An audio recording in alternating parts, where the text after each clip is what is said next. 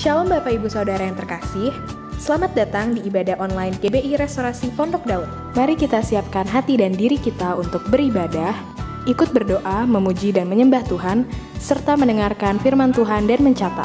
Sebelum kita beribadah, mari kita lihat pengumuman untuk minggu ini. Ibadah doa pagi online via Zoom, setiap hari Senin sampai Jumat pukul 5 pagi. Doa pagi ini untuk seluruh cabang Rayon 2 Bandung.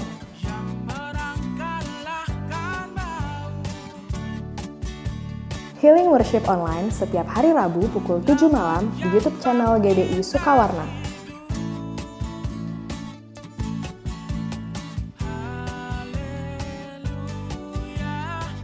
Ibadah Rumah Doa Online setiap hari Sabtu pukul 10 pagi di YouTube channel GBI Sukawarna.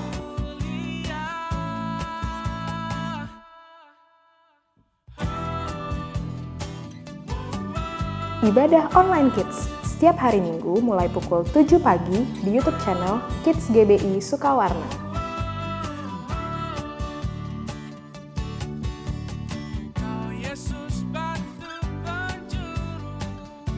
Ibadah online GBI Restorasi Pondok Daud setiap hari Minggu mulai pukul 7 pagi di YouTube channel GBI Restorasi Pondok Daud.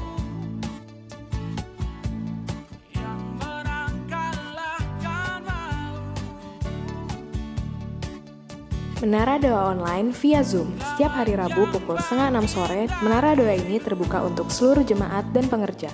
Informasi lebih lanjut dapat menghubungi Sekretariat Gereja di nomor berikut ini.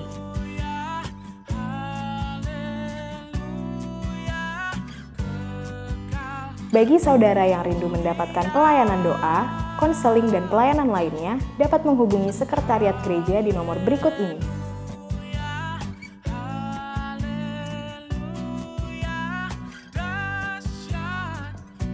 Persembahan persepuluhan dapat ditransfer ke Bank BCA 523019161 atas nama GBI RPD SE Persepuluhan.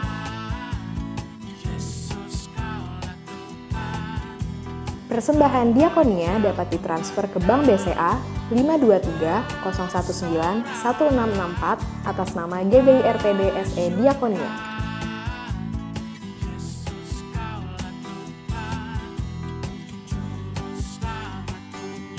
Persembahan pembangunan dapat ditransfer ke Bank BCA 523019166 atas nama GBI RPD SE Pembangunan. Bagi Bapak Ibu Saudara yang sudah memberikan persembahan, dapat mengirimkan bukti transfer beserta nama saudara melalui WhatsApp ke nomor berikut ini.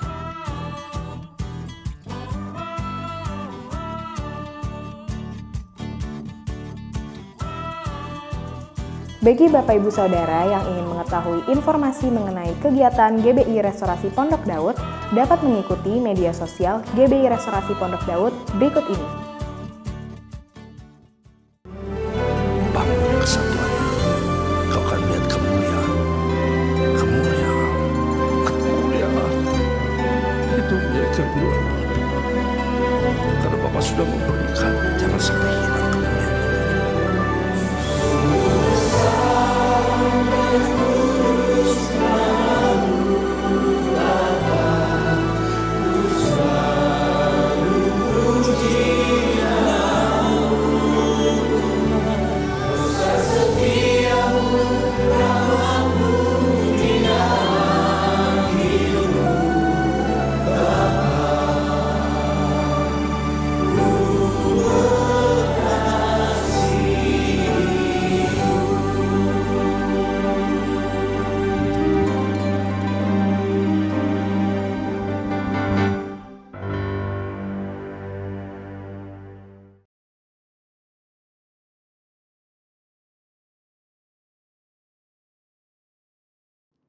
Shalom saudara, saya percaya hari ini kita semua tetap bersuka cita di dalam kebaikan Tuhan. Pesan Tuhan yang menjadi tema di tahun 2021 menegaskan bahwa tahun ini adalah tahun integritas.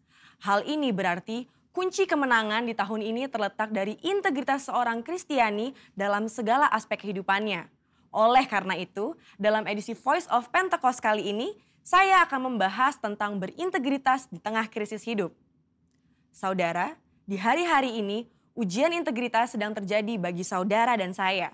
Contohnya, apakah kita tetap baik saat dalam tekanan, akan tetap loyal dalam keadaan kekurangan, atau justru berkompromi dengan dunia saat sakit, gagal, bahkan sampai saat miskin mendadak?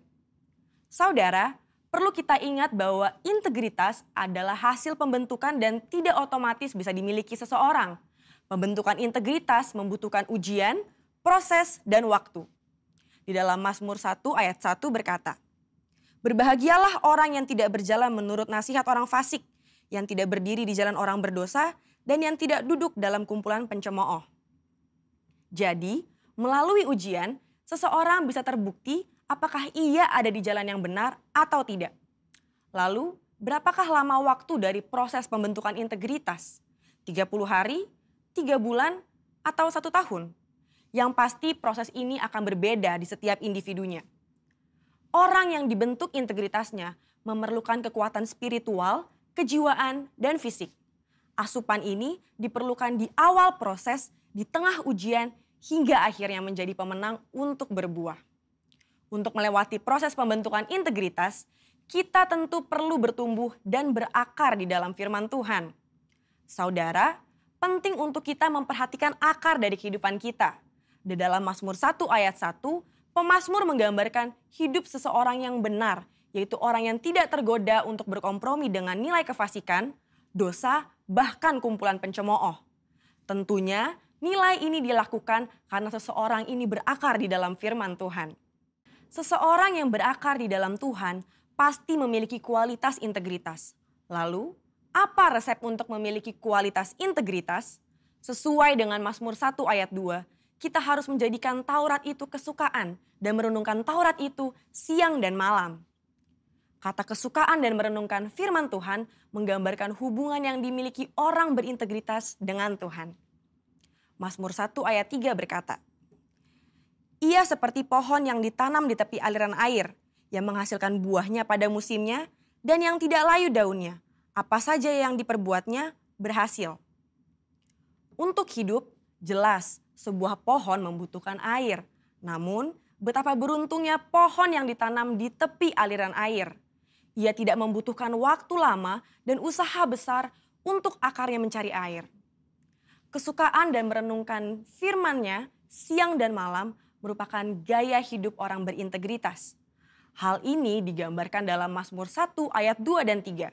Dikatakan gaya hidup karena hal ini dilakukan setiap hari. Apakah mungkin gaya hidup terbentuk begitu saja? Jawabannya adalah tidak. Hal ini dimulai dari cinta mula-mula. Namun orang benar perlu membangun disiplin rohani dan memelihara cintanya. Disiplin rohani dalam pembacaan dan perenungan firman Tuhan menunjukkan gaya hidup orang berintegritas. Seperti pohon yang bertumbuh dan berakar di tepi aliran air, akan mudah untuk bertumbuh dan berbuah. Demikian digambarkan gaya hidup orang yang berintegritas, yang kesukaannya ialah merenungkan firman Tuhan siang dan malam. Dalam Yohanes 15 ayat 7 dan 8 berkata, "Jikalau kamu tinggal di dalam aku dan firmanku tinggal di dalam kamu, mintalah apa saja yang kamu kehendaki dan kamu akan menerimanya. Dalam hal inilah Bapa-Ku dipermuliakan, yaitu jika kamu berbuah banyak dan dengan demikian kamu adalah murid-murid-Ku." Di ayat ini, Yesus menjelaskan hubungan sebab akibat yang erat antara gaya hidup merenungkan firman dengan berbuah dalam kehidupan. Apa buah yang diinginkan Tuhan dihasilkan oleh setiap umatnya?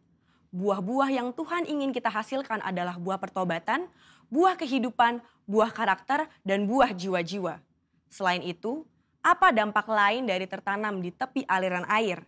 Dalam Mazmur 1 ayat 3 menjelaskan dengan tidak layu daunnya. Hal ini sama dengan kita memiliki daya tahan yang tinggi terhadap berbagai situasi kehidupan. Situasi sulit dan krisis hidup bisa datang kapan saja. Saat ini kita sedang mengalami pandemi COVID-19 dan resesi ekonomi. Situasi ini dapat mengganggu integritas seorang untuk kompromi dengan dosa, untuk menyakiti sesama, putus pengharapan, bahkan tidak lagi percaya kepada Tuhan. Lewat pemazmur, Tuhan hendak mengatakan kepada kita bahwa dari hubungan seseorang dengan Tuhan lewat gaya hidup cinta akan firman Tuhan bukan hanya agar kita berbuah, tapi juga agar kita tetap berintegritas. Di mata Tuhan, orang seperti ini dipandang dan dijanjikan apa saja yang ia perbuat berhasil. Saya percaya kita yang sudah mendengar ini akan semakin memperhatikan akar kita, perhatikan gaya hidup kita, dan perhatikan hubungan kita dengan firman Tuhan. Saudara, untuk penjelasan yang lebih lanjut dari tim teologi kami, silakan klik link yang ada di atas atau scan QR Code yang tersedia. Salam integritas, Tuhan Yesus memberkati.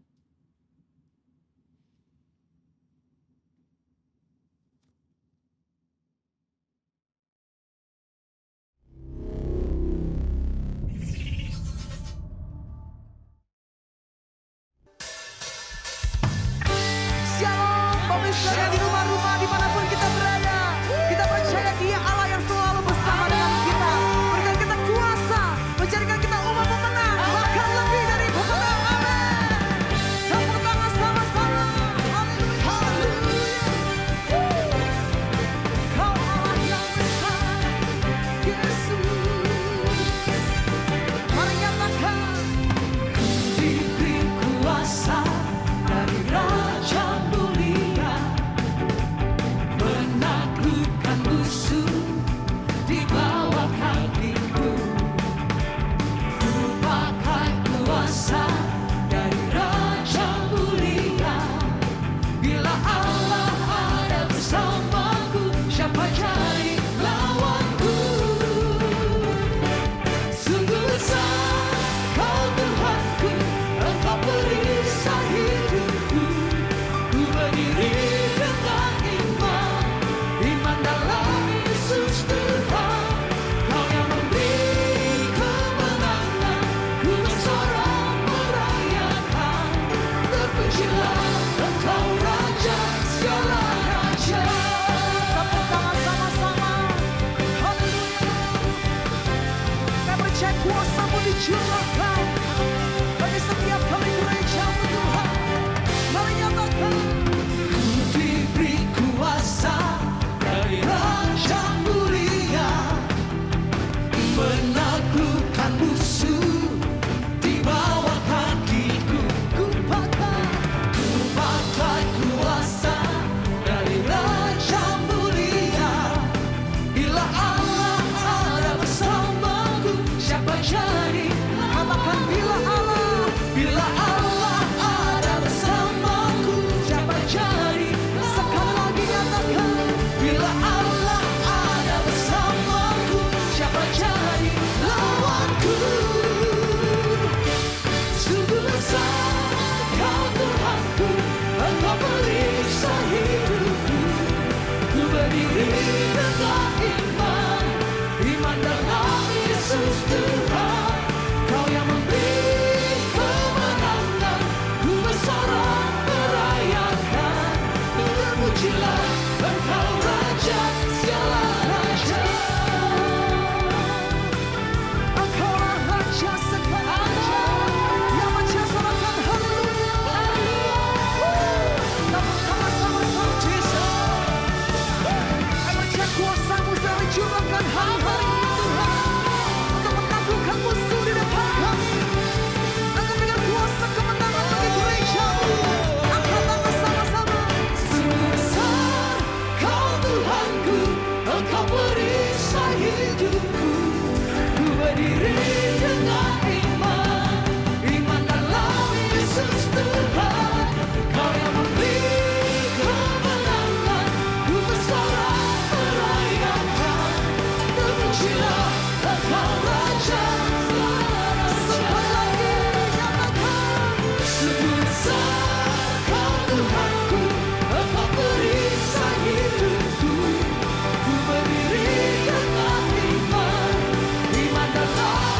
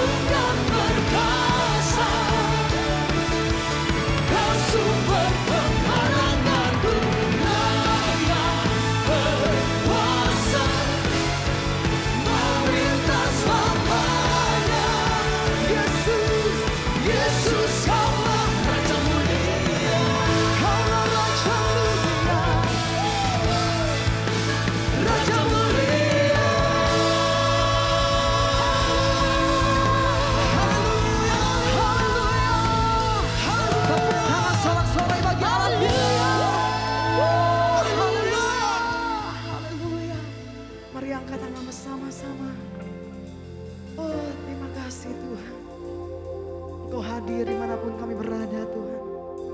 Engkau Allah yang selalu bersama dengan kami.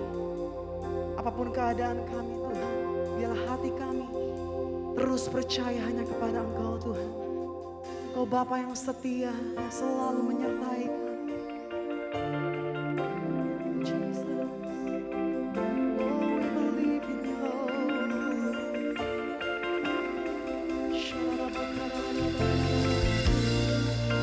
Kebangkitanmu nyata buat kami. Kami percaya hanya kepada Engkau Tuhan.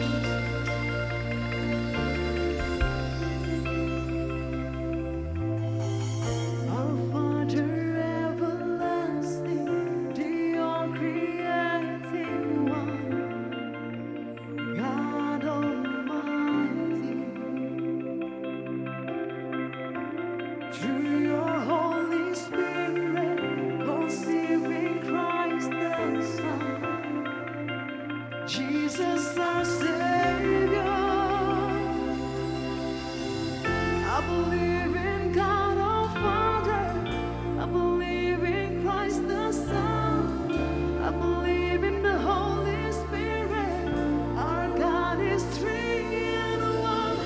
I believe in the resurrection, that we will rise again. For I believe in the name of Jesus.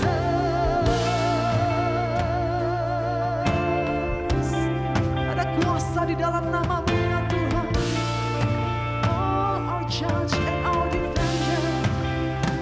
And all we sing, our judge and our defender, suffered and crucified. Forgiveness is in you. Descended into darkness, you rose in glorious light, forever singing high. I believe in God our Father, I believe in Christ the Son, I believe in the Holy Spirit, our God is three in one. I believe in the resurrection, that we will rise again.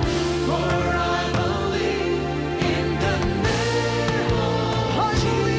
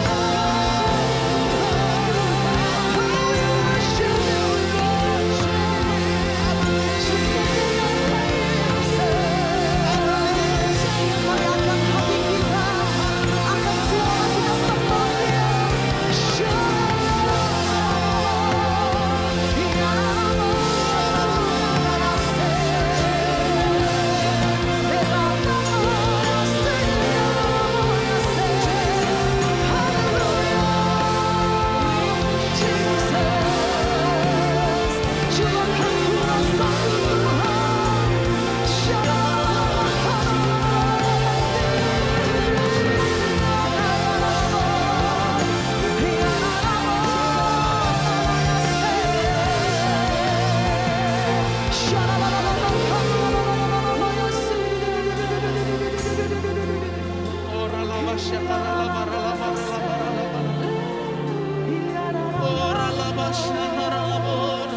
Kami puji, kami sembah Yesus. Oh, we worship you, Jesus. Oh, how great is our God. Sing with me, how great is our God. And all will see how great is our God. We sing how great is our God. Sing with me, how great is our God. And I know we'll see how great is our God. Come on, sing. How great is our God. How great is our God. Sing with me, how great is our God. And all we see how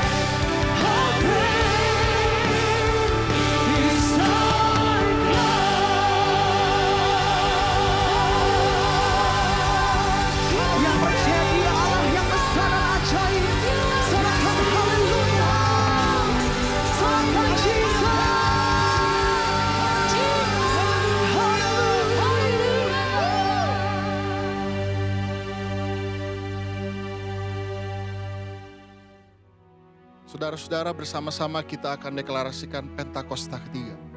Pentakosta ketiga adalah pencurahan Roh Kudus yang dahsyat di zaman now melebihi yang terjadi di Azusa Street. Pentakosta ketiga akan mengakibatkan penuaian jiwa yang terbesar dan yang terakhir sebelum Tuhan Yesus datang kembali. Pentakosta ketiga akan membangkitkan generasi Yeremia, yaitu anak-anak muda yang dipenuhi Roh Kudus, cinta mati-matian kepada Tuhan Yesus, tidak kompromi terhadap dosa, dan akan bergerak untuk memenangkan jiwa. Pentakosta ketiga lahir di Indonesia dan bergerak ke bangsa-bangsa. Gerakan ini dari timur ke barat dan akan kembali ke Yerusalem. Pentakosta ketiga akan memberikan kuasa untuk menyelesaikan amanat agung, dan setelah itu Tuhan Yesus datang kembali. Amin. Mari kita berdoa bersama-sama Bapak Ibu. Tuhan Yesus, terima kasih, kami bersyukur buat hari ini ya Tuhan. Satu hari lagi Kau memberikan kami kesempatan untuk boleh beribadah di rumah Tuhan. Tuhan Yesus, hari ini kami berdoa untuk jemaat Tuhan dimanapun mereka berada ya Bapa. Kami berdoa untuk jemaat Tuhan yang mungkin hari-hari ini sedang mengalami pergumulan dalam kehidupan mereka. Untuk yang sakit Tuhan berikan kesembuhan. Untuk yang sedang berbeban berat Kau berikan kelegaan. Tuhan, Kau jamah jemaat-Mu Tuhan dimanapun mereka berada. Kami percaya Tuhan Kau tetap hadir bagi kehidupan mereka dimanapun mereka berada. Kau tetap mencurahkan kasih-Mu buat mereka ya Bapa. Terima kasih ya Tuhan. Kami berdoa biar Kau terus mengurapi setiap kami, menjamah setiap kami dimanapun kami berada ya Tuhan Yesus. Tuhan, kami juga berdoa untuk para pemimpin kami Tuhan di Rayon 2 ini. Kami berdoa buat Gembala Rayon 2, Bapak Pendeta Niko Nyotor Harjo.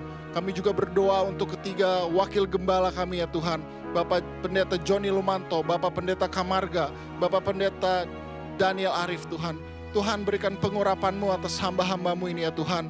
Dimanapun mereka berada Tuhan Yesus, Engkau terus curahkan pengurapan-Mu atas mereka. Terus ada roh takut akan Tuhan dalam kehidupan mereka, supaya mereka boleh memimpin kami dengan takut akan Tuhan. Berkati keluarga mereka, berkati kesehatan, apapun yang mereka lakukan. Kami berdoa biar penyertaan Tuhan sempurna buat kehidupan mereka.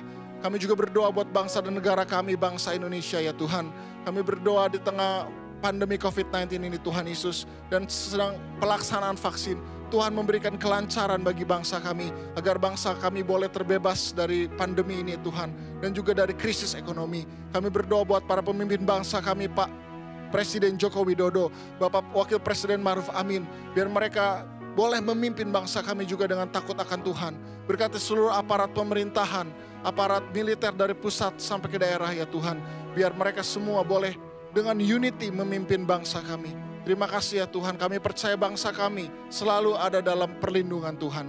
Terima kasih ya Bapa. Dan sebentar lagi ya Tuhan, kami mau mendengarkan firman Tuhan. Kami berdoa biar firman Tuhan yang kami dengar pada hari ini sungguh menjadi rema bagi kehidupan kami. Biar firman Tuhan ini ditabur di tanah yang subur dalam hati kami, sehingga kami dapat sungguh mempraktekkan firman Tuhan ini dalam kehidupan sehari-hari kami, supaya banyak orang melihat bahwa dalam hidup kami ada Tuhan Yesus yang bertahta.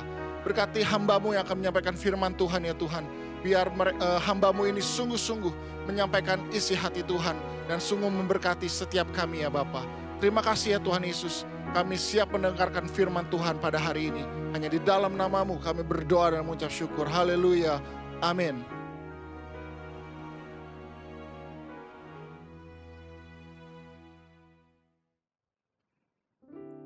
Mari kita angkat sebuah pujian, saudara.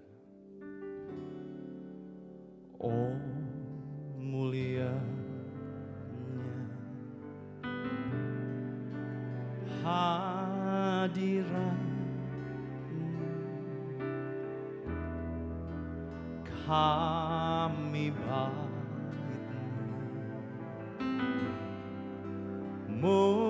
memuja-Mu, diberkati Kau Tuhan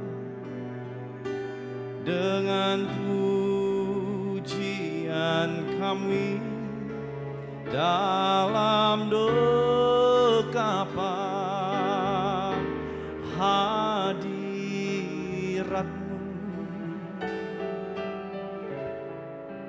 memenuhi tempat ini. Lagi kita katakan, oh mulia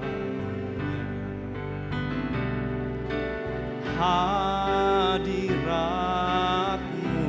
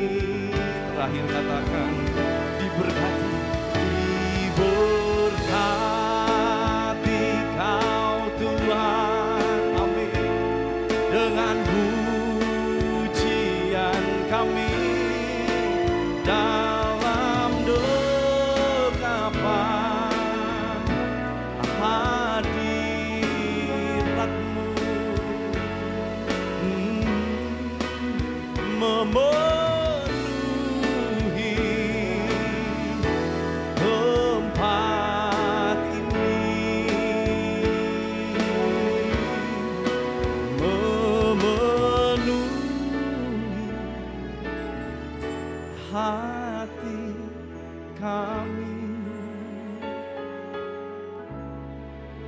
memenuhi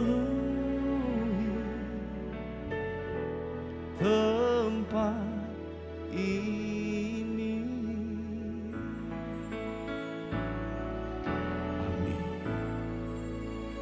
Shalom saudara semua, senang rasanya bisa kembali memberitakan firman Tuhan dalam ibadah online GBI Sukawarna.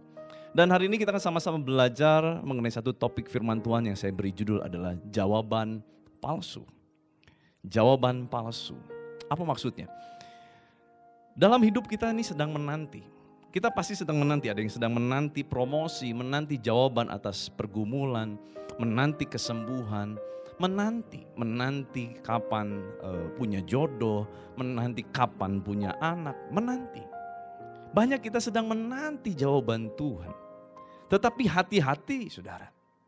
Di mana saat Tuhan mau memberikan jawaban kepada kita, iblis pun bisa merekayasa sebuah jawaban yang dampaknya bisa menjadi dampak yang buruk di dalam kehidupan Anda dan saya. Maka dari itu kita perlu jeli melihat mana yang merupakan jawaban Tuhan dan mana yang bukan jawaban Tuhan. Nah, hari ini kita akan belajar dari satu kisah seorang bernama Bileam. Kita tahu Bileam adalah nabi yang menyembah Allah Yehova, yang menyembah Allah Israel. Tetapi malang sekali, naas sekali. Kenapa? Justru Bileam dipakai menjadi alat iblis melalui Raja Balak. Akhirnya membawa kehancuran, kejatuhan bagi orang Israel.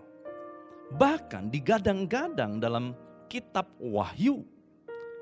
Bileam tercatat kembali 4 kali di kitab Perjanjian Baru. Dan salah satunya di kitab Wahyu berkata, karena dosa Bileam membawa bangsa Israel akhirnya jatuh di dalam dosa dan dosa penyembahan berhala. Mengerikan sekali. Nah ternyata saudara, ada satu hal yang menarik yang tiba-tiba membuka pikiran saya waktu saya membaca kisah Bileam di kitab Bilangan pasal 22 ayat 39. Bilangan 22 ayat 39 dikatakan, lalu pergilah Bileam bersama-sama dengan Balak dan sampailah mereka ke Kiryat Huzot. Saudara, saat itu Bileam menjadi penasehat Balak untuk menghancurkan orang-orang Israel yang adalah umat pilihan Tuhan. Umat Israel ini melambangkan Anda dan saya, orang-orang pilihan Tuhan. Dan menarik sekali kata Kiryat Huzot punya arti adalah kota yang terdiri dari banyak jalan. Nah tiba-tiba waktu saya baca ini, kota yang terdiri dari banyak jalan, tiba-tiba Roh Kudus membukakan sesuatu. Di mana iblis dapat membuka banyak jalan yang nampaknya seperti jalannya Tuhan di dalam kehidupan kita. Nah waktu kita gak jeli melihat jalan ini, apakah ini jalan Tuhan atau bukan? Waktu kita gak jeli, bahaya saudara. Kita bisa jatuh di dalam lubang jebakan yang dibuat oleh iblis untuk menghancurkan anak-anak Tuhan untuk tidak ada di dalam rencana Tuhan. Nah saudara, maka dari itu kalau kita belum yakin ya, waktu kita menanti tiba-tiba muncul sebuah jawaban, kita rasanya kok ini jawabannya mirip banget seperti yang saya doakan, mirip banget seperti yang saya butuhkan. Hati-hati, belum tentu itu jawaban datang dari Tuhan. Maka dari itu kalau kita belum yakin, mintalah tanda kepada Tuhan. Seperti Gideon minta tanda kepada Tuhan, mintalah tanda yang supranatural. Tetapi saudara, waktu saudara minta tanda, hati-hati, jangan juga engkau meminta tanda yang mencobai Tuhan. Mintalah hikmat sama Tuhan supaya waktu engkau minta tanda yang supranatural, biarlah tanda itu adalah tanda yang tidak mencobai Tuhan, tanda yang tidak melanggar otoritas atau kebenaran Allah. Mari kita lihat ada beberapa poin yang dapat menjadi tipu muslihat iblis dalam memberikan jawaban kepada kehidupan kita. Seolah-olah jawaban itu adalah jawaban yang kita nanti-nantikan. Yang pertama adalah Bukit Baal. Bilangan pasal 22 ayat 41. Keesokan harinya Balak mengambil Bileam dan membawa dia mendaki Bukit Baal. Dari situ dilihatnya lah bagian yang paling ujung dari bangsa Israel. Bukit Baal. Nah saudara, bahasa asli dari Bukit Baal adalah tempat yang tinggi. Nah salah satu cara iblis membuat jawaban palsu dalam kehidupan kita adalah dengan memberikan tempat tinggi dalam kehidupan kita. Supaya apa? Supaya kita nanti jatuh. Banyak orang sedang menunggu dipromosikan, menunggu diangkat naik, dipulihkan dari ekonomi yang terpuruk. Diangkat menjadi pemimpin, dipromosi lebih lagi. Tetapi hati-hati, tidak semua promosi, tidak semua pujian, tidak semua pengangkatan itu datang dari Tuhan. Promosi bisa menjadi salah satu cara iblis menjawab kita dan membawa kejatuhan. Karena yang paling mudah untuk menjatuhkan seseorang adalah bukan waktu diinjak, tetapi waktu diangkat naik ke atas. Sebab orang-orang waktu diangkat naik ke atas, biasanya mereka dalam keadaan lengah, dalam keadaan merasa semuanya baik.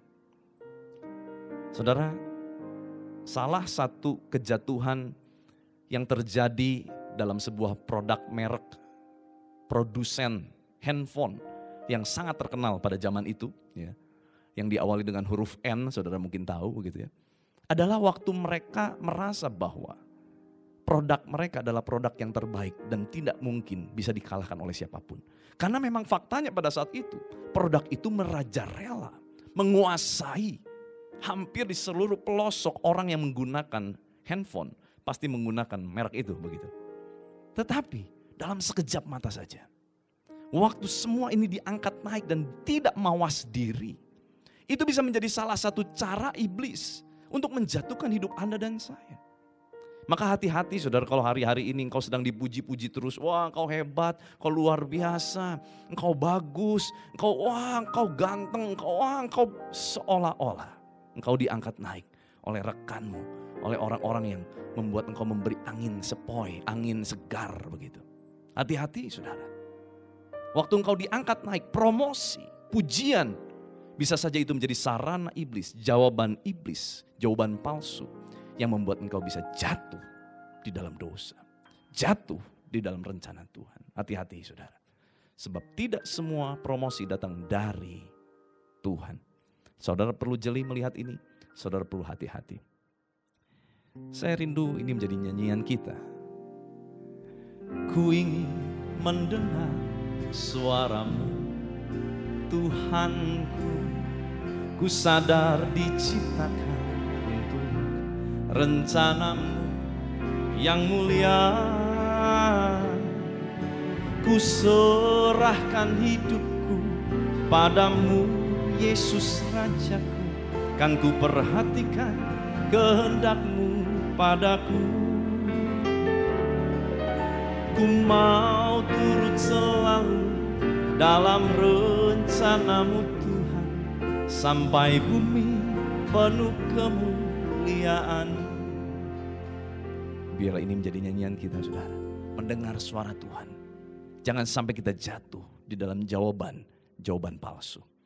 Yang kedua, waktu itu Bileam pergi ke satu tempat, di mana tempat itu juga menjadi sebuah poin buat kita.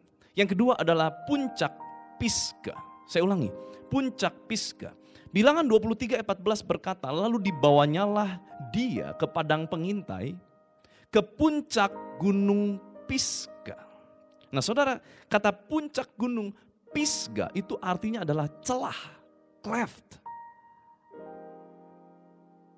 Ada jawaban-jawaban yang sebenarnya mendatangkan celah di dalam kehidupan kita. Hati-hati.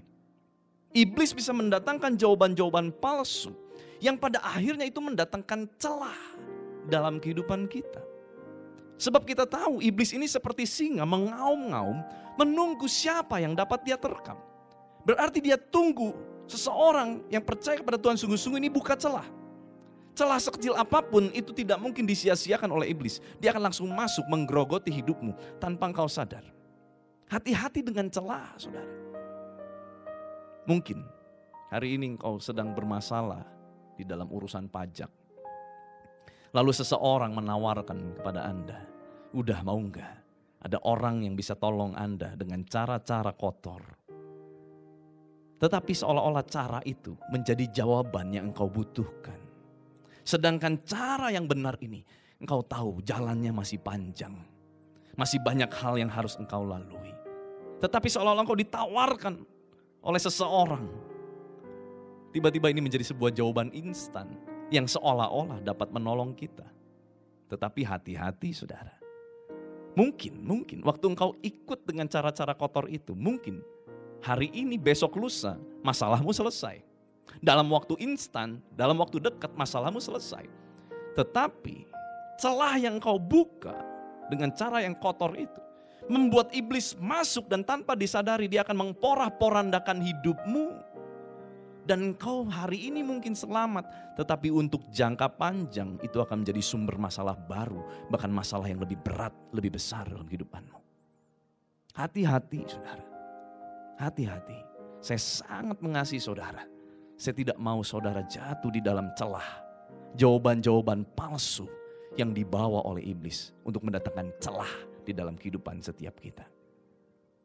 Mungkin hari ini kalau kita ikuti jalan iblis ini, jalan palsu ini, jawaban palsu ini, seolah-olah masalah kita hari ini juga selesai, tuntas. Dan kita seolah-olah punya rasa tenang. Tapi percayalah, ketenanganmu itu satu kali, itu adalah ketenangan palsu yang dapat membawa masalah-masalah baru yang jauh lebih besar. Hati-hati saudara. Jangan anggap sepele celah kecil yang kita buka. Ini kan cuma dusta biasa. Ini kan cuman semua orang juga melakukannya. Semua orang pasti maklum. Toh orang lain juga, bahkan dia juga orang Kristen sungguh-sungguh, dia melakukannya. Saudara jangan tergiur melihat gaya hidup orang lain yang saudara cuma nampak dari luar, yang saudara tidak tahu dalamnya. Tetapi biarlah hidup kita terus berpegang kepada firman Tuhan. Berpegang kepada kebenaran firman Tuhan. Nah saudara, yang ketiga adalah puncak peor. Puncak peor. Bilangan pasal 23 ayat yang ke-28. Lalu Balak membawa Bileam ke puncak gunung Peor yang menghadap padang belantara. Saudara, kata puncak menggunakan kata rosh dalam bahasa Ibrani yang artinya juga kepala. Nah saudara, kepala ini adalah bagian terpenting dalam tubuh manusia. Kepala ini adalah sarana di mana di dalam kepala kita ada otak kita yang memberikan pimpinan, yang mengatur, mengontrol. Nah kepala ini seperti lambang pemimpin. Nah waktu dikatakan pemimpinnya digoyah, saudara, ini akan menjadi bahaya kepada seluruh tubuh. Karena seluruh tubuh ini diatur oleh kepala, diatur oleh otak yang ada di dalam kepala kita. Dan cara iblis terakhir menjatuhkan anak-anak Tuhan adalah dengan memasukkan roh pemecah belah. Kata peor itu artinya adalah pemecah belah. Pemecah belah, roh-roh pemecah belah ini akan mulai masuk ke dalam para pemimpin. Pemimpin di dalam gereja, pemimpin di dalam perusahaan, pemimpin di dalam rumah tangga. Ayah, orang tua, dibuat bentrok, dibuat ribut. Komunikasi terputus, kehancuran mulai datang, anak-anak semua dalam keadaan yang berantakan. Karena pemimpinnya dihancurkan. Saudara, cara iblis untuk menghancurkan, memberi jawaban palsu, dia akan mulai menyerang kepala-kepala yang ada. Hati-hati saudara. Kalau engkau adalah pemimpin di dalam perusahaan, pemimpin di dalam tempat kerjamu, pemimpin bagi rumah tanggamu, engkau orang tua, hati-hati. Sangat rentan hari-hari ini pemimpin dihajar oleh iblis. Jangan berpikir bahwa kita hamba Tuhan, kita akan luput dari kejaran iblis. Justru hamba-hamba Tuhan banyak yang lagi dikejar-kejar supaya iblis pengen hamba-hamba Tuhan jatuh. Para pemimpin, iblis pengen para pemimpin jatuh. Mungkin kau juga adalah pemimpin di dalam pemerintahan. Hati-hati saudara, hati-hati sekali. Karena hari-hari ini kalau kita tidak peka mendengar suara Tuhan, iblis akan datang membawa roh pemecah belah di dalam kehidupan kita. Dalam bisnis, dalam apa yang kita kerjakan. Dan itu membuat hancur. Puncak gunung Peor menghadap padang belantara. Padang belantara dalam bahasa aslinya adalah a desolation place, tempat tandus. Saudara juga kita perlu sama-sama perhatikan. Kalau kekristenan kita hari-hari ini mulai merasa tandus, ada ketandusan yang mulai masuk di dalam kehidupan kekristenan kita, rohani kita mulai tandus, hati-hati. Survei membuktikan saudara, hari-hari ini orang-orang mulai mengalami kebosanan dengan ibadah online. Orang-orang mulai biasa dengan ibadah online. Orang-orang mulai menganggap biasa ibadah online. Sehingga apa? Sehingga tidak ada lagi persiapan yang khusus. Ya, sambil tidur-tiduran di kamar begitu ya. Kita sambil nonton ibadah. Atau mungkin kita banyak skip. Ya, ini kurang cocok sama saya skip. Ya, ini bertele-tele, dia gak tahu ngomong apa, di skip. Ya, musiknya kurang ngangkat, di skip. Hati-hati saudara. Jangan-jangan peristiwa engkau men-skip itu, di mana dirimu sebetulnya sudah mulai kering rohani. Dan sebetulnya engkau sudah tidak rindu untuk beribadah. Tetapi ibadah itu hanya dijadikan sebuah ritual agama Kristen buat kita. Ya, yang penting kalau ditanya orang udah ibadah belum? Udah.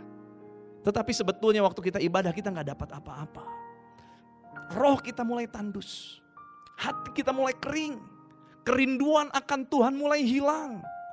Hati-hati saudara. Saat itu terjadi, iblis akan mulai masuk. Iblis akan mulai ambil keuntungan di dalam hal-hal tersebut. Mari jaga baik-baik diri kita. Jaga hati kita sungguh-sungguh dengan segala kewaspadaan. Supaya dari situlah terpancar kehidupan. Ayo saudara, semangat lagi. Bangkit lagi. Jangan kasih kendor saudara. Terus beribadah sebab latihan badani berguna hanya untuk kehidupan sementara ini. Tetapi latihan ibadah berguna untuk kehidupan yang akan datang. Kehidupan kekal di sorga nanti. Ayo terus beribadah. Terus kejar. Masukkan terus hal-hal rohani yang baik. Kesaksian-kesaksian dari orang yang disembuhkan. Kesaksian orang yang dipulihkan. Terus dengarkan firman Tuhan. Terus dengarkan. Baca firman, hidup di dalam kehidupan doa itu penting buat kita saudara. Dan hari-hari ini kita harus lebih lagi sungguh-sungguh sama Tuhan. Sebab kedatangan Tuhan sudah semakin singkat. Persiapkan diri kita. Sebab Tuhan datang bisa kapan saja menjemput kita. Jangan sampai dalam keadaan kita tertidur ataupun lengah. Izinkan saya menutup dengan kesaksian dari almarhum papa saya, saudara. Bapak Pendeta David Cakra Wisaksana. Dia bercerita sama saya. Saudara mungkin tahu ada satu lagu yang dia ciptakan yang berjudul Mataku Tertuju Padamu. Mataku tertuju padamu. Saudara tahu lagu ini ya? Nah, saudara tahu gak sebetulnya lagu ini tuh adalah lagu jawaban doa atas pergumulan hidup beliau. Jadi ceritanya saat itu dia sedang menanti sebuah jawaban. Dia berdoa, kapan Tuhan akan pulihkan bisnisku. Kapan Tuhan akan pulihkan ekonomiku.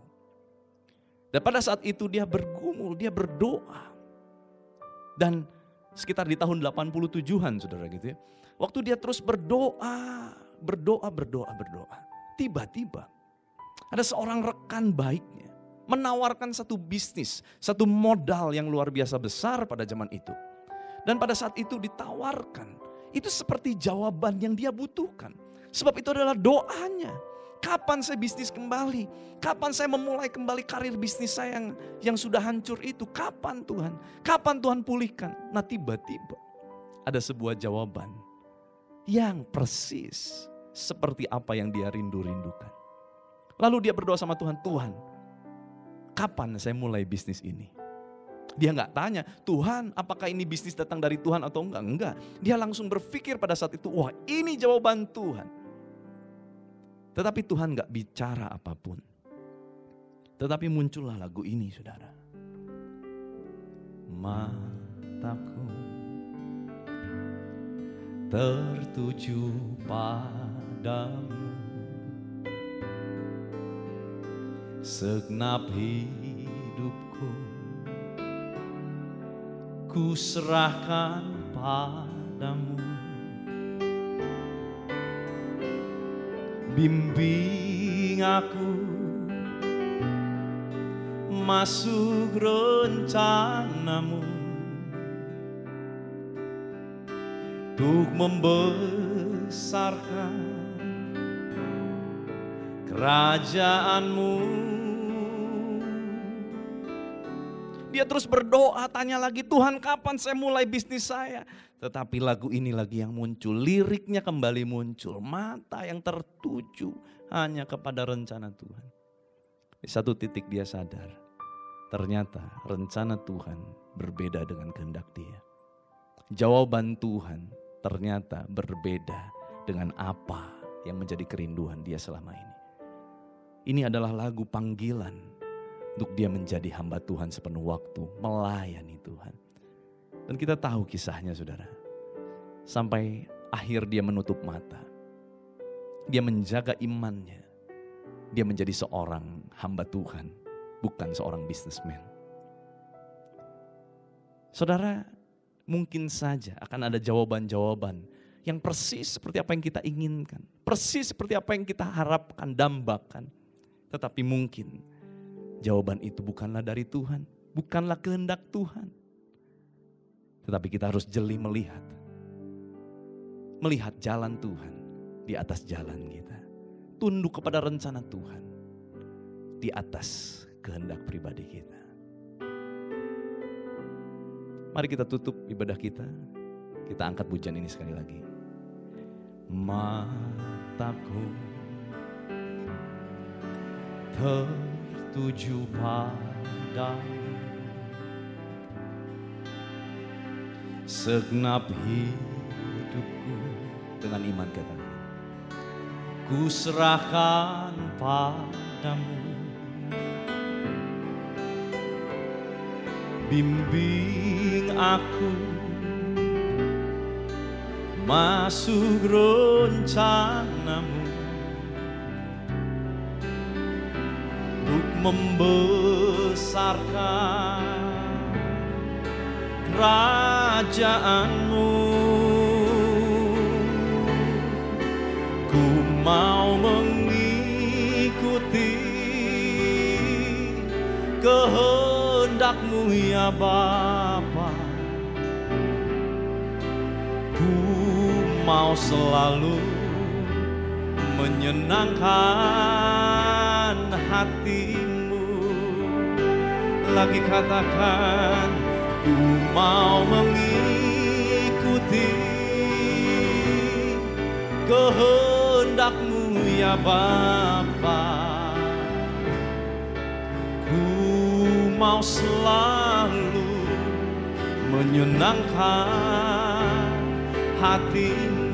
Ku mau selalu Tuhan, ku mau selalu menyenangkan hati-Mu. Terakhir katakan, ku mau selalu menyenangkan hati-Mu. Terima kasih Tuhan, hamba-Mu selesai menyampaikan apa yang menjadi isi hati-Mu. Tetapi Engkau yang terus memberikan pertumbuhan kepada setiap kami, meteraikan firman-Mu untuk setiap kami. Dan saat ini Tuhan, hamba-Mu berdoa untuk jemaat-Mu mungkin yang sedang sakit. Tuhan jamah sembuhkan saat ini, bilur darah Yesus menyembuhkan. Bagi mereka yang sedang lemah, mereka yang putus asa, hilang pengharapan, biar saat ini mengalir kuasa pengharapan dari tempat yang maha tinggi. Menjamah setiap jemaat-Mu yang sedang menyaksikan tayangan ini. Juga mereka yang mungkin sedang terpuruk, mereka yang kehilangan pekerjaan.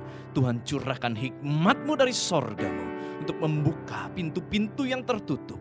Bahkan menjadikan anak-anak-Mu ini adalah orang-orang yang excellent, orang-orang yang berbeda dari kebanyakan.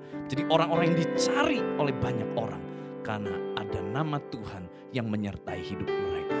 Ada hikmat Tuhan, ada marifat Tuhan menyertai hidup mereka. Pulihkan setiap hubungan keluarga yang hancur. Tuhan jamah hubungan antara suami istri, orang tua anak, mertua menantu. Semua dipulihkan oleh darah Yesus Kristus. Terima kasih Bapa. Kami serahkan semuanya di dalam tangan-Mu. Dan meterainya adalah darah Yesus Kristus sendiri.